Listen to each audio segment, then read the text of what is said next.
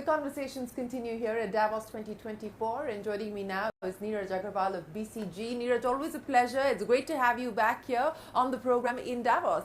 Shereen, it's genuinely a pleasure and great to be here again. You know, you've been sitting on a bunch of meetings, you've been having conversations with people on a whole host of issues, from geopolitics to healthcare to AI.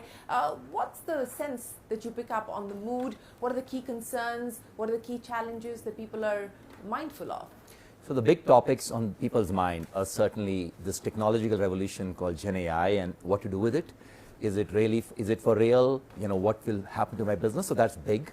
The second one is on climate. We've come after COP28 and people are in the action mode. So I sense a lot of desire for action on that. There is this overhang that when we met last year at this time, the world did better than what we thought at that time. Yes. So people are feeling a bit good about that, but also the war is still looming and it's getting into this unknown territory. So that looms large. Those will be I think the big things that I pick up in the discussions, the undercurrent everywhere. And of course the elections. And of course, big elections in big countries, including ours. But let's talk about India. What are the key themes that people are looking at when they look at India today?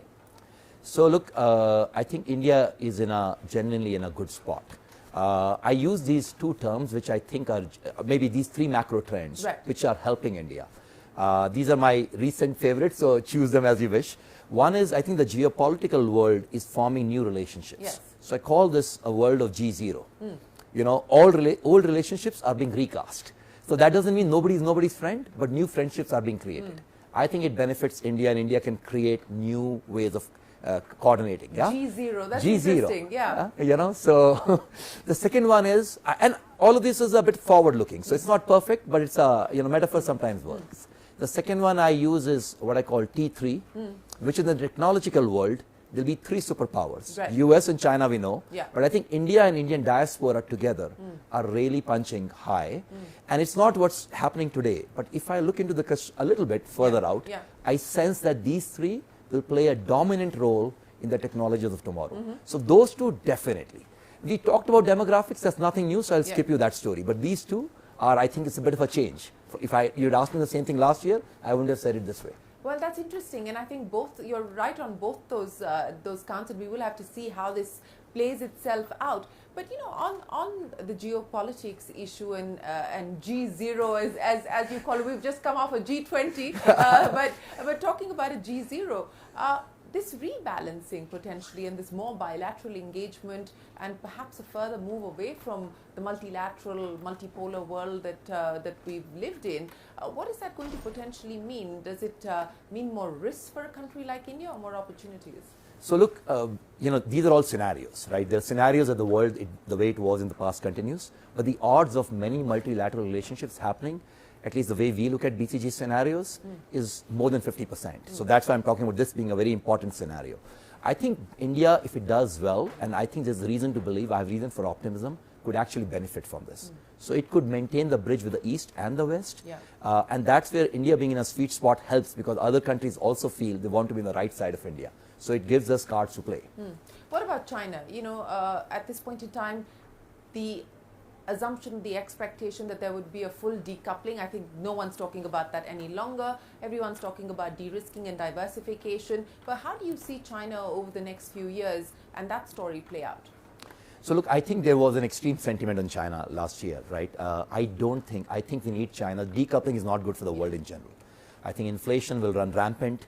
Climate will be a difficult problem to solve. In many places, China has, incredible companies. Take solar. I mean, it's a powerhouse.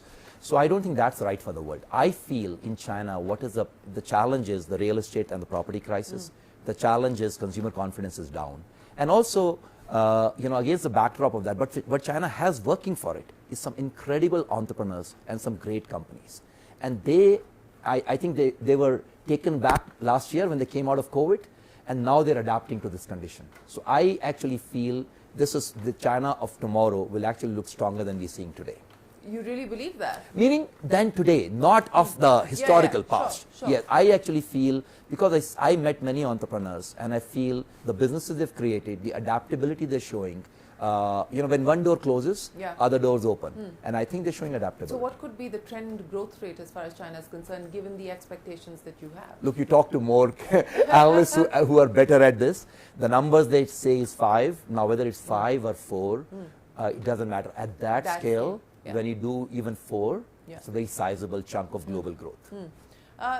AI, and let's talk about that. And BCG put out a report here with the World Economic Forum on digitization in the context of healthcare, and everyone's now talking about what AI could potentially do as far as the healthcare space is concerned. Where do you see the disruptive and transformative power of AI playing out in the near term? So look, I think AI, this whole Gen AI revolution, I think is a major revolution. It is akin to an industrial revolution. But what we've unleashed is, nobody, even the creators of it, know the power of it. At the same time, responsible AI is super critical as well. In a sector like healthcare, which is, I think, a very critical sector for this decade and beyond. Why? We are aging, we have chronic disease, burden is increasing. Yeah. Both of those are very critical factors. And the amount of money to spend on healthcare is less. I think AI can genuinely be an important shaper of the healthcare of tomorrow. It could be on the provider side to provide better healthcare. In a country like ours, where there are not enough doctors, etc., it could be adequate healthcare being provided. Also, on the drug discovery side, it can let you discover things which have not been possible. Cancer, diabetes, some of these things have been around for a while. I feel we may see better outcomes on those with the advent of AI, because it allows you to solve for things which are not possible before. So the outlook for 2024? It's, look, I'm by nature an optimistic Yes. guy. Barring some low probability but high, impact events like a war getting out of control, I feel more optimistic. I feel the world is carrying more momentum into 2024 than I felt they were carrying into 2023, is what I feel. So the global growth rate may be still north of 3%, but countries like India, I just heard Shaktikanta Das talking about 7%, Yeah. and many other emerging countries are looking at 6 to 7%. So I feel good about that world. Yeah. Well, on that good note, Neeraj, it's always a pleasure. Appreciate you joining us here on CNBC-TV18. Thanks very much for your time.